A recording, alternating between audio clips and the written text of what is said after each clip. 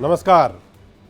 24 के चैंपियन में अब बात हॉट सीट की, और हॉट सीट में आज बात उस लोकसभा की जहां चुनाव तो आखिरी चरण में 1 जून को है, लेकिन सियासी भाव अभी से ही चढ़ा हुआ है और ये देश की सबसे हॉट सीट बन गई है।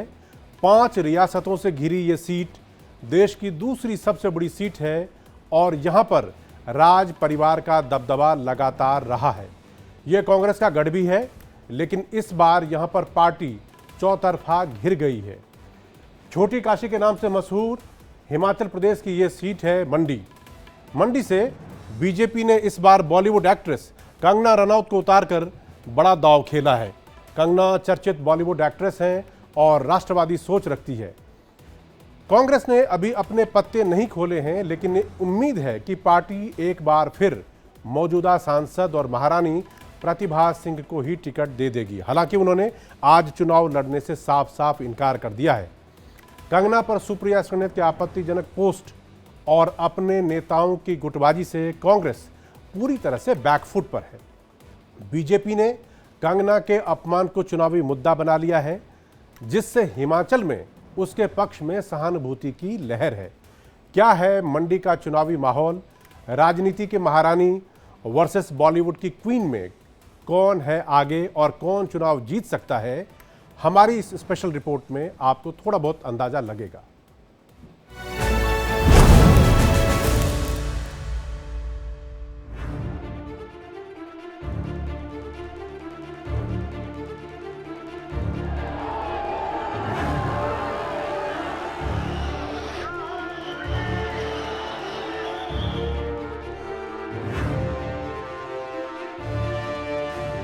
हिमाचल की महारानी वर्सेस बॉलीवुड की क्वीन।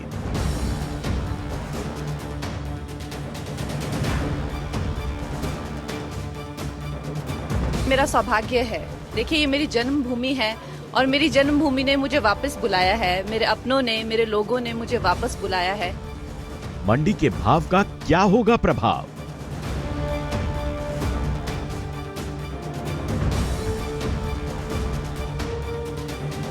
ट्विटर पर मेरा नाम का दुरुपयोग करके एक पैरोडी अकाउंट चलाया जा रहा है। कंगना का अपमान, छोटी काशी में घमासान।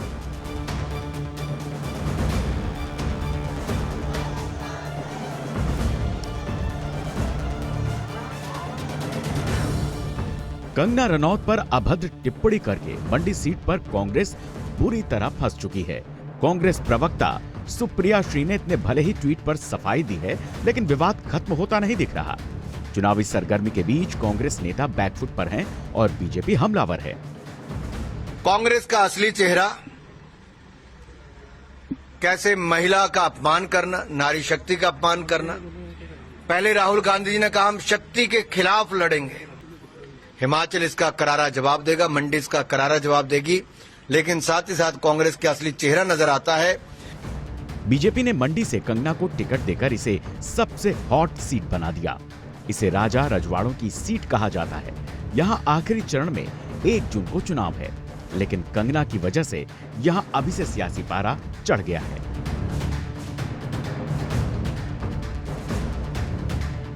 यहीं से प्रतिभा सिंह कांग्रेस से सांसद हैं। अभी कांग्रेस ने यहां से प्रत्याशी तय नहीं किया है, लेकिन उम्मीद है कि एक बार फिर पार्टी महारानी पर दांव खेलेगी। दूसरी तरफ कंगना का ये पहला चुनाव है, लेकिन वो देश की चर्चित एक्ट्रेस हैं और हिमाचल की बेटी हैं। यही वजह है कि सियासत की महारानी और बॉलीवुड क्वीन के बीच जबरदस्त टक्कर देखने को मिल रही है। कंगना रनौत मंडी जिले के भांबला की रहने वाली हैं और हाल ही में उन्हें मनाली में अपना एक घर बनाया है। हिमाचल के लोग कंगना को अपनी बेटी मानते हैं, इसीलिए कांग्रेस अपने गढ़ में बैकफुट पर है और आपत्तिजनक ट्वीट को लेकर डैमेज कंट्रोल में जुटी है।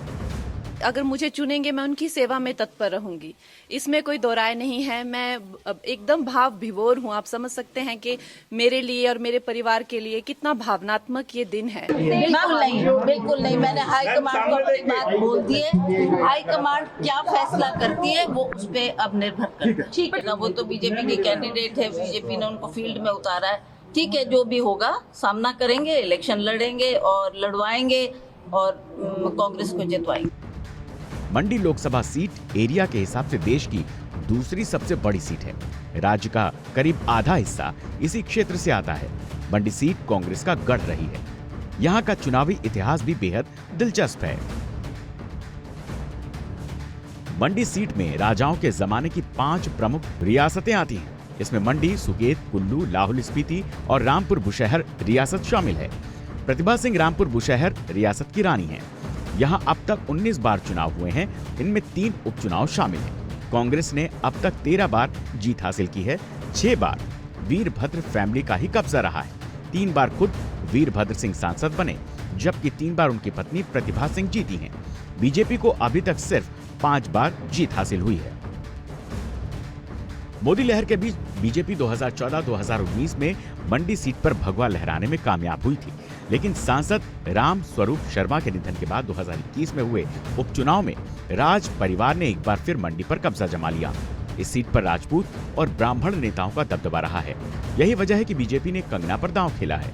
वो राजपूत होने के साथ राष्ट्रवादी छवि वाली लोकप्रिय एक्ट्रेस भी हैं।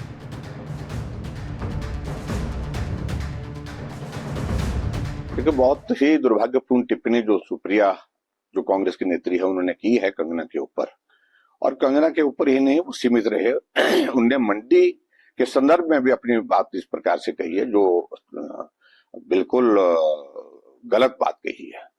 और ये मंडी का अर्थ ये नहीं है जिस प्रकार से वो लेने की कोशिश कर रही है। अभी आपदा के समय में इतने लंबे समय तक जब मंडी संसदीय क्षेत्र में सबसे ज्यादा नुकसान हुआ, उस समय सुश्री कंगना जी वहां पे क्यों नहीं दिखी?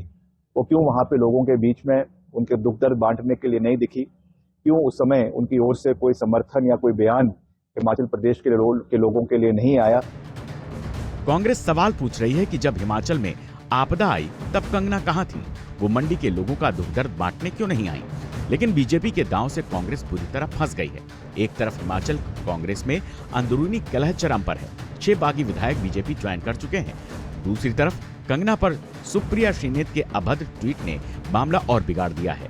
कंगना मंडी की रहने वाली हैं, जबकि प्रतिभा सिंह शिमला जिले से आती हैं। इसीलिए भी उन्हें लोगों का समर्थन मिल रहा है।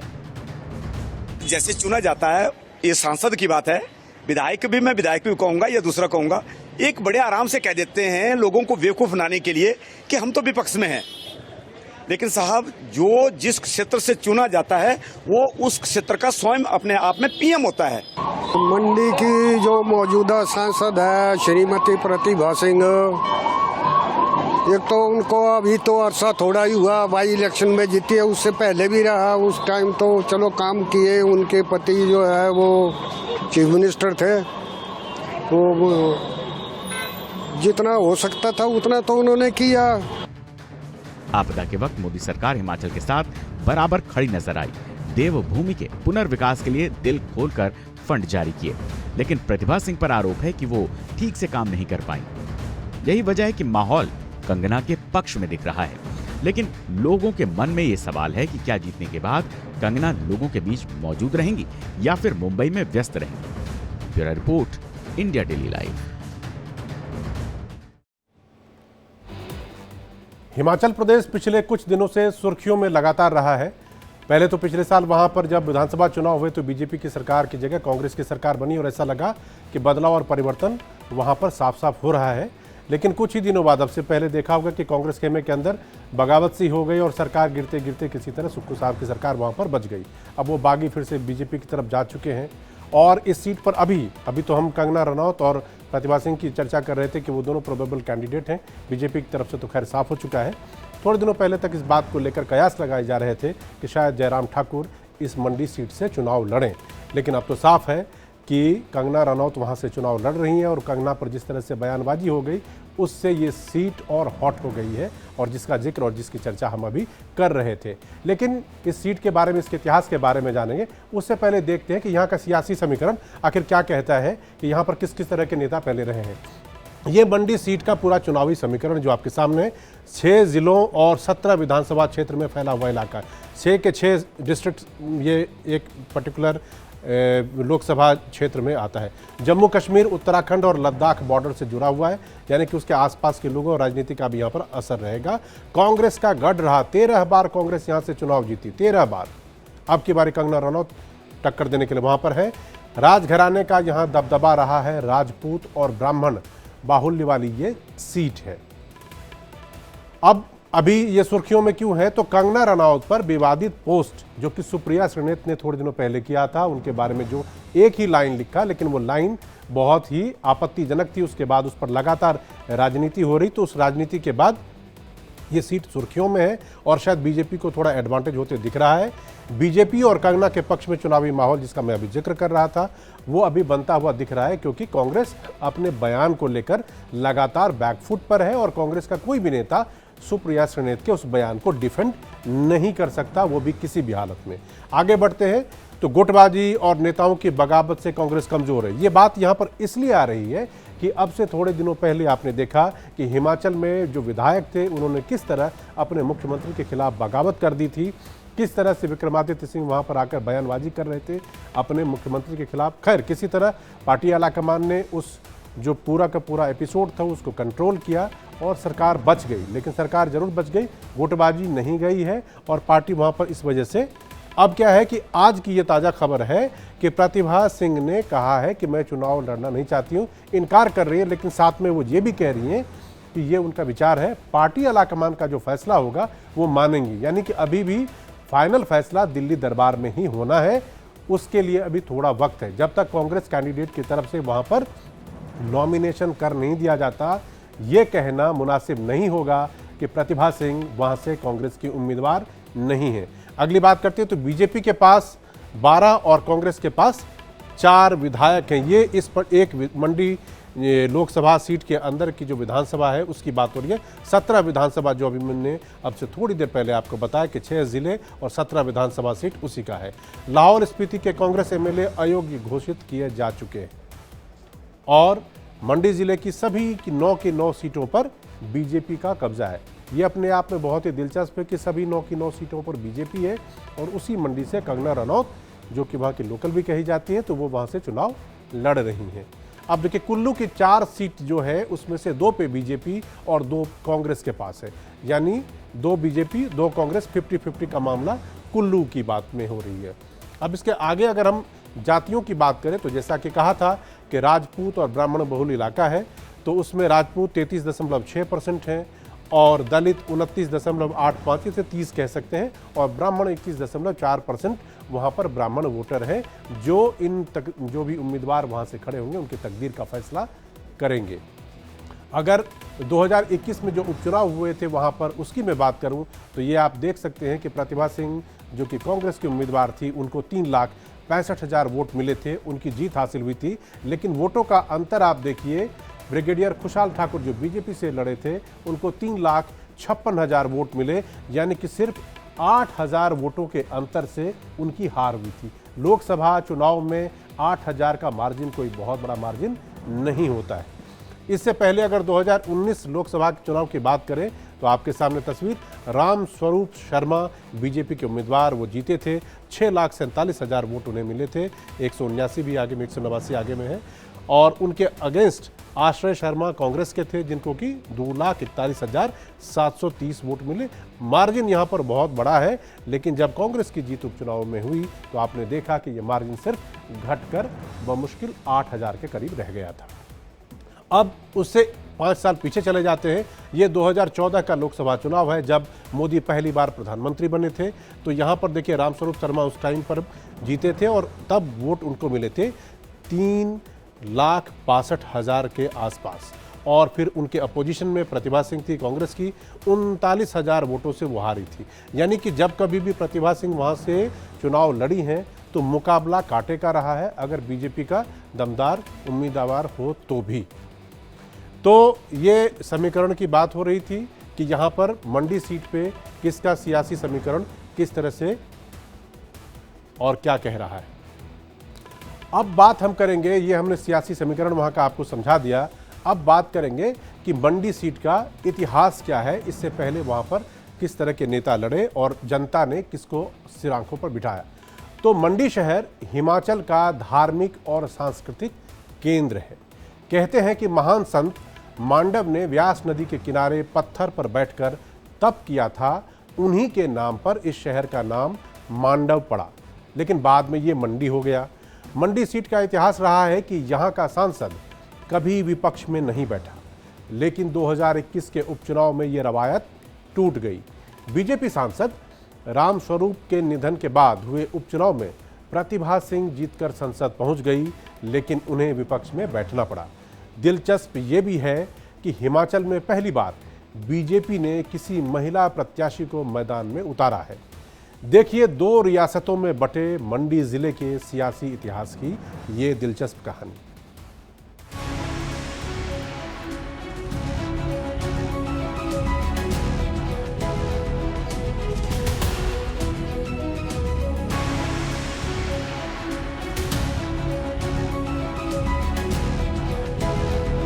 प्रतिभा सिंह जी, जो भी कोई प्रॉब्लम होती थी, जो लोग उनके पास जाते थे और वो अपनी तरफ से पूरा कोशिश करती थी कि मैं उनकी प्रॉब्लम को सॉल्व करूँ। हिमाचल प्रदेश का वो शहर जिसे छोटी काशी कहा जाता है, जहां 300 से ज्यादा मंदिर हैं और कई मंदिरों को ASI की तरफ से संरक्षित भी घोषित किया जा चुका है। जो शहर टूरिस्ट सेंटर है और आस्था का केंद्र भी है। यहाँ का सियासी इतिहास भी बेहद दिलचस्प है। राज्य से लेकर केंद्र की राजनीति में मंडी का दबदबा रहा है। जो मौजूदा जो हमारे सांसद है प्रतिभा सिंह जी, उन्होंने अपनी तरफ से पूरी कोशिश की। जो भी कोई प्रॉब्लम होती थी, जो लोग उनके पास जाते थे और वो अपनी तरफ से पूरा कोशिश करती थी कि मैं उनकी प्रॉब्लम को सॉल्व करूँ। 3 बार हमारी रानी साहिबा जी यहाँ से जीत के गए, तो उन्होंने जो भी है यहाँ के जितने कार्य बताए गए उसमें जहाँ तक हो सका उन्होंने काम किए। ऐसा कुछ नहीं कि काम नहीं किए। अपनी निधि से स्कूल राजा साहब ने बनवाए थे, उन्होंने भी उस काम को आगे चलाया। मंडी राजाओं और रजवाड़ों की सीट रही है। हिमाचल के पूर्व CM राजा वीरभद्र सिंह भी यहाँ से 3 बार सांसद रह चुके हैं, लेकिन कई बार आम नेताओं ने राजघरानों को हराकर इतिहास भी रचा है। हालांकि इतिहास पर नजर डालें तो पता चलता है कि सबसे ज्यादा 13 बार ये सीट राज परिवार के पास रही है। 1952 में पहली बार इस सीट पर लोकसभा चुनाव हुए थे।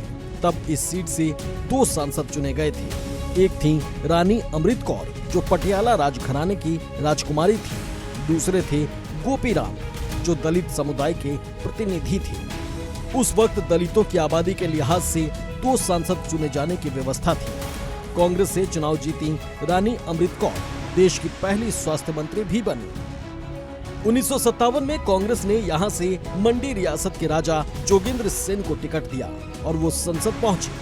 1962 और 1967 में सुकेत रियासत के राजा ललित सेन मंडी से चुनाव जीते। 1971 में रामपुर बुशहर रियासत से राजा वीरभद्र सिंह को कांग्रेस ने टिकट दिया और वो सांसद बने और अपनी राजनीतिक पारी की शुरुआत की। कुल्लू रियासत के राजा महेश्वर सिंह भी यहाँ से सांसद बने। बीजेपी ने उन्हें 1989 में टिकट दिया और वो जीतकर संसद पहुंचे। वीरभद्र सिंह 6 बार हिमाचल के CM रहे और मंडी सीट पर उनके बाद महारानी प्रतिभा सिंह का दबदबा रहा। हालांकि 2014 और 2019 में मोदी लहर में बीजेपी ने ये सीट कांग्रेस से छीन ली, लेकिन 2021 में हुए उपचुनाव में एक बार फिर प्रतिभा सिंह यहाँ से सांसद बन गए। देखते हैं, हम तो चाहेंगे, हमारा तो सारा जीवन कांग्रेस में बीता, कांग्रेस से ही हम जुड़े हुए हैं। हमारा परिवार कांग्रेस से हमने शुरुआत की, कांग्रेस की विचारधारा से हम संबंध रखते हैं। अब आज कल की स्थिति में क्या होता है मैं उस पर कुछ नहीं बोल सकती। केंद्र ही नहीं, राज्य की सियासत में भी कांग्रेस का दबदबा रहा है। पिछले साल हुए विधानसभा चुनाव में कांग्रेस ने जबरदस्त जीत दर्ज की थी, लेकिन कांग्रेस ने वीरभद्र गुट से अलग सुखविंदर सिंह सुक्खू को CM बनाया तो पार्टी में खींचतान शुरू हो गई। पिछले महीने राज्यसभा चुनाव के दौरान कांग्रेस की गुटबाजी खुलकर सामने आ गई और 6 विधायकों ने क्रॉस वोटिंग कर दी।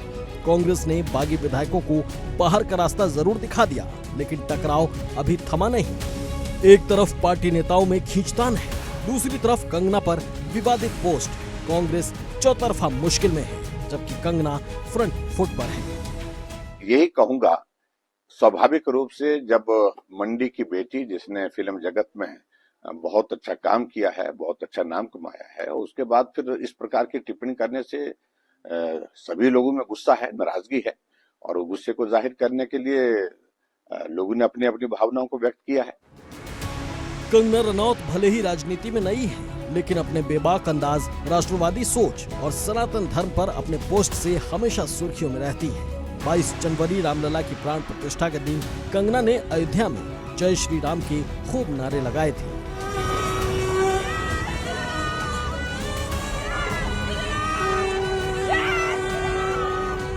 वो अक्सर किसी मंदिर या धार्मिक स्थल में नजर आती हैं। जहां तक चुनाव लड़ने की बात है, उन्होंने पिछले साल ही चुनाव लड़ने की इच्छा जाहिर कर दी थी।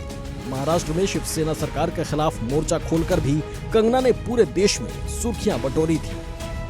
अब हम भी कार्यकर्ता हैं, जिस तरह से जहां जहां हमें आदेश होगा वहां वहां जाके अब हमारा अपना कोई अस्तित्व नहीं है। जो हम हैं वो पार्टी के ही साथ है और पार्टी की विजय में हमारी विजय है। कंगना की सियासी विरासत की बात करें तो उनके पिता और दादा भले ही राजनीति में सक्रिय नहीं रहे, लेकिन उनके परदादा सरजू सिंह रनौत कांग्रेस के टिकट पर चुनाव जीतकर विधानसभा पहुंचे थे। मंडी शहर के इतिहास की बात करें तो ये करीब 13 साल पुराना है। पहले इसे मांडव नगर के नाम से जाना जाता था और तिब्बती लोग इसे जहोर कहकर बुलाते थे।